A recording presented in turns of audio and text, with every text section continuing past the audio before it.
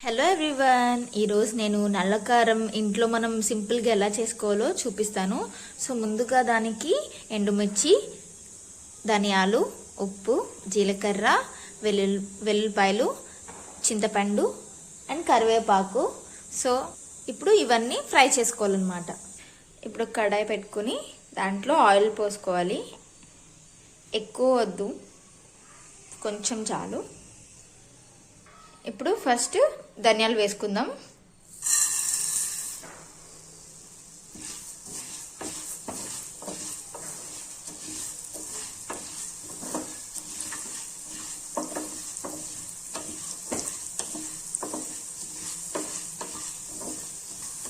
ధనియాలు కొంచెం వేగాక అప్పుడు ఎండుమిర్చి వేసుకోవాలి.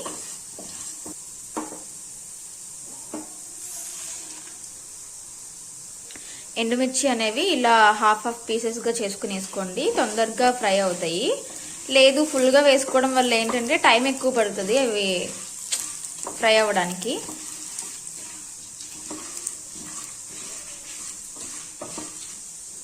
ఇప్పుడు కరివేపాకు వేసుకుందాం. ఇప్పుడు చింతపండు కొంచెం చాలు, ఎక్కువ అక్కర్లేదు దీనికి. చింతపండు అనేది టేస్ట్ కోసం మనం వేసుకుంటాము. ఇలా చాలా కారపళ్ళు ఉంటాయి, నేను మీకు అన్నీ చూపిస్తాను. ఇలా కారపళ్ళు చేసుకుంటే అన్నంలోకి, ఇడ్లీలోకి, టిఫిన్స్లోకి, అన్నిట్లోకి అండ్ దోశల్లోకి కూడా మనం కారపొడి దోశ వేసుకోవచ్చు. ఇట్లా చాలా చేసుకోవచ్చు ఈ కారపొడితో. హెల్త్కి కూడా చాలా మంచిది. పూర్వకాలంలో ఇలాంటి కారపొడులు బాలింత్రాలకి బాగా పెట్టేవాళ్ళనమాట, ఎందుకంటే కొంచెం హెల్త్ బాగుండడం కోసం. సో ఇలా చేసుకుని బాగా తినేవాళ్ళు పూర్వకాలంలో.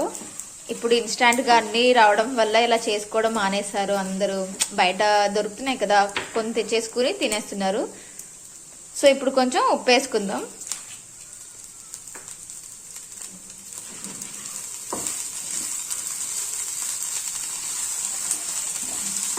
ఇంట్లో చేసుకోవచ్చు ఇలాంటివి చాలా ఈజీగా, జస్ట్ కొంచెం టైమే పడుతుంది. దీనికి ఎవరు టైం పెట్టక అందరూ బయట కొనుక్కోడానికి అలవాటు పడిపోయారు. ఇప్పుడు జీలకర్రను, ఉల్లిపాయలు వేసుకుందాం. అంతే, ఇంకా కారపొడి కొట్టుకోవాలి. ఇప్పుడు ఇది చల్లారాక పొడి కొట్టుకోవాలి. ఇప్పుడు చల్లారాక వేసుకుందాం. చల్లారాకే వేసుకోండి, వేడిగా ఉన్నప్పుడు చేయొద్దు.